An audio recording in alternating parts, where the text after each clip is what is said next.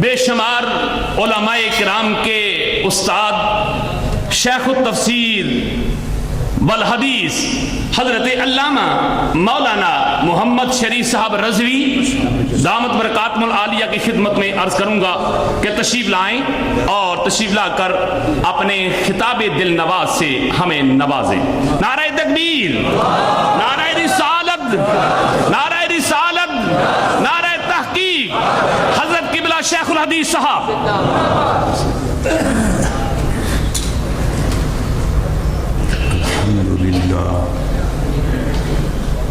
الحمدللہ وکفا وسلام علی عبادہ الذین اصطفیٰ، اما بعد فاعوذ باللہ من الشیطان الرجیم، بسم اللہ الرحمن الرحیم، ومن يعظم شعائر اللہ فإنها من تقوى القلوب۔ صدق اللہ مولانا العلی العظیم وبلغنا رسولہ النبی الکریم، ونحن علی ذلک من الشاہدین والشاکرین والحمد للہ رب العالمین۔ میں سب سے پہلے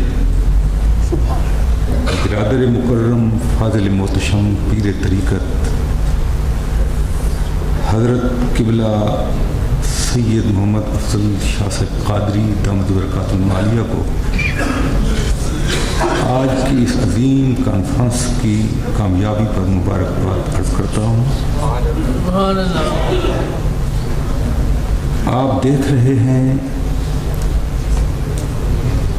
کہ کافی تعداد میں علماء کرام اسٹیج پر جلوہ افروز ہیں، تشریف فرما ہیں۔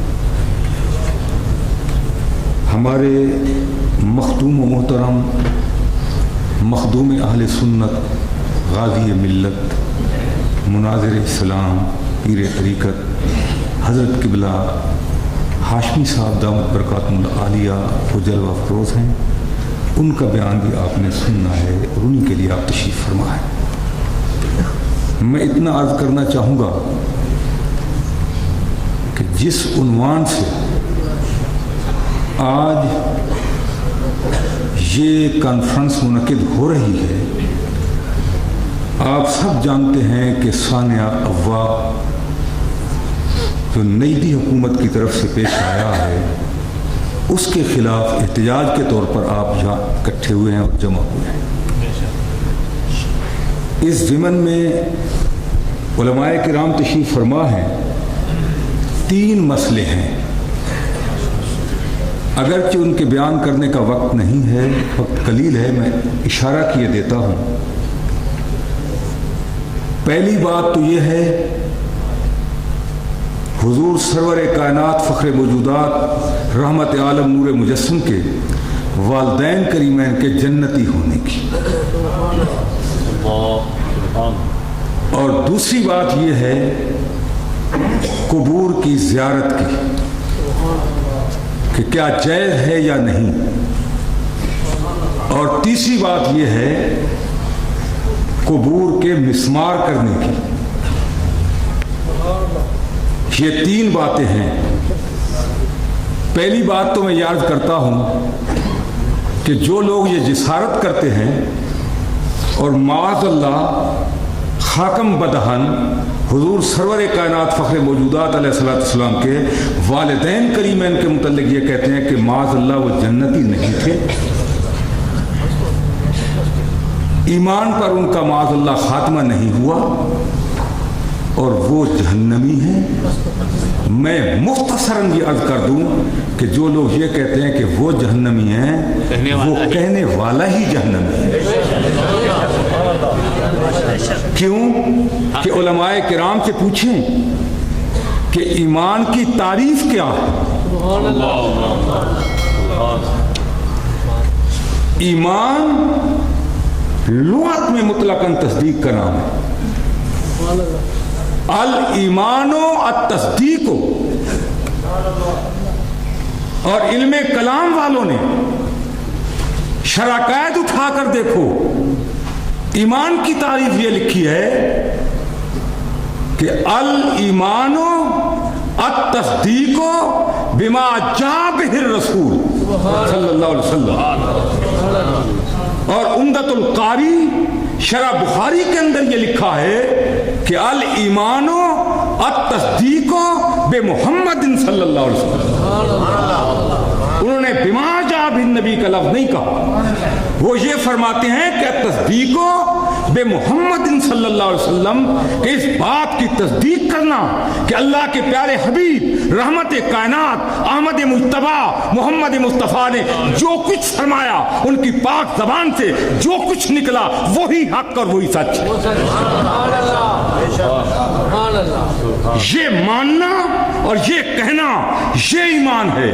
اور اگر علم کلام والوں کی بات کو لو تو بما جاء بہ النبی جو کچھ نبی پاک لائے اللہ کی طرف جو کچھ نبی پاک پر نازل کیا گیا جتنے احکامات اتارے گئے ان تمام کی تصدیق کرنا. حضرت تشریف فرما ہے کہ یہ احکام کا نزول وحی کا نازل ہونا احکام الہی کا اترنا اور میرے آقا کا اظہار نبوت فرمانا یہ 40 سال کی عمر میں ہوا ہے. اللہ کیا وحی مطلوب 40 سال سے پہلے اتری ہے؟ نہیں. جب عمر پاک 40 سال کو پہنچی تو اللہ تعالیٰ جل مجد الکریم نے فرمایا اے پیارے حبیب اب اعلان فرما دو انی رسول اللہ الیکم جمیعا. اور میرے آقا نے ارشاد فرمایا ارسلت الی الخلق کافہ میں ساری خدا کی خدائی کے لیے اللہ کا رسول بن کر تمہارے سامنے آیا. اس کے بعد احکام کا نزول ہوتا ہے. ما جاء بالرسول کا اظہار تو 40 سال کی عمر کے بعد میں ہوتا ہے. تو آپ کی والدہ ماجدہ یا آپ کے والد کریم یہ ان سے پوچھو کہ کیا اس دور میں تھے؟ تم جو کہتے ہو کہ بعض اللہ کافر ہیں میں پوچھتا ہوں کہ کیا اس دور میں تھے؟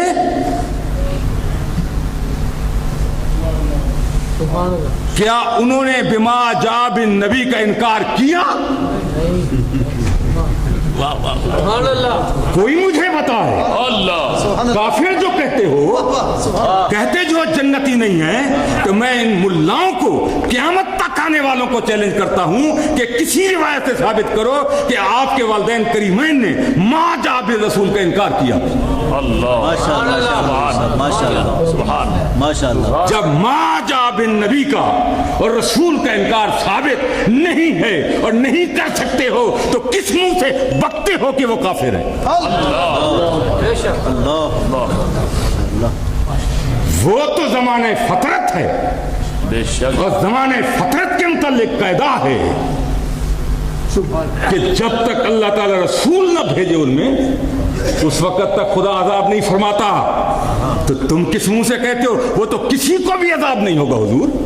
زمانہ فطرت کے کسی لوگ کو کسی کو بھی عذاب نہیں ہوگا. کسی کو بھی کوئی بھی ہو عذاب نہیں ہوگا. رسول اللہ کی والدہ کو کیسے کہتے ہو کہ عذاب ہوگا؟ شرم نہیں آتی تمہیں؟ تم کو مگر نہیں آتی. شرم حضرت فرما رہے شرم تم کو مگر نہیں آتی.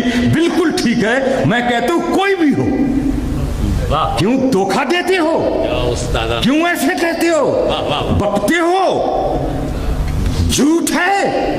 اسلام کے خلاف سازشیں کرتے ہو. اسلام کے دشمنوں اسلام کے خلاف سازش کرنے سے باز آؤ. وقت نہیں اسی کو آگے بڑھاتا ایک مستقل تقریر ہے. اتنا کہتا ہوں دوسرا مسئلہ ہے یا ایک قول یہ بھی حضرت کہ آپ کے والدین کریمین کو زندہ کیا گیا ان کے سامنے اور پھر نبی پاک علیہ السلام پر وہ ایمان لائے. بہرحال جو روایت بھی لوگ ان کو کافر کہنا یہ کافروں کا کام ہو سکتا ہے. یقین سے کہتا ہوں حضرت ایک بات سنو جو قول بھی ہو جس کو بھی لیا جائے اگر حضور کے والدین کریمین کو کافر کو کہتا ہے تو کافر ہی ہوگا. وہ دوسرا کافر نہیں کہہ سکتا. میں کہہ یہی رہا. دوسری بات ہے کہ جہاں ان کی قبریں مبارک بنی ارے اللہ کے بندو جہاں حضرت اسماعیل کی والدہ دوڑتی ہیں، جہاں ان کے قدم آتے ہیں، تو آج تک ان کی سنت کو ادا کرتے ہوئے شاعر اللہ سمجھتے ہو، یا رسول اللہ کی والدہ سے ہی فرمائے، وہ شاعر اللہ میں سے نہیں ہو سکتا ہے۔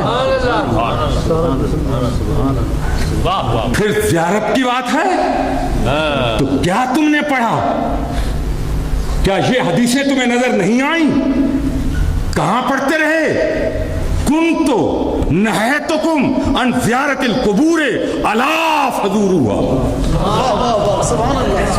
یہ حدیث میں نہیں ہے؟ سبحان اللہ۔ کنتو نہیتکم عن زیارت القبور الا فزوروہا، فرمایا خبردار۔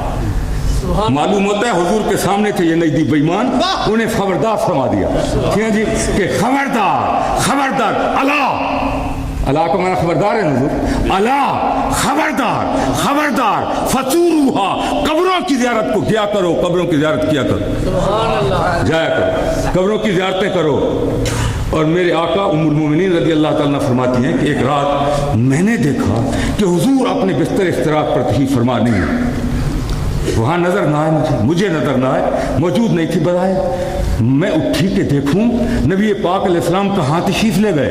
فرماتے ہیں رات کا وقت تھا، میں کیا دیکھتی ہوں کہ اللہ کے پیارے حبیب رحمت کائنات احمد مجتبیٰ محمد مصطفیٰ اپنے بستر استراحت کو چھوڑ کر جنت البقیع میں قبور کے اندر تشریف فرما، اور ان کے لیے نبی پاک دعائیں فرما۔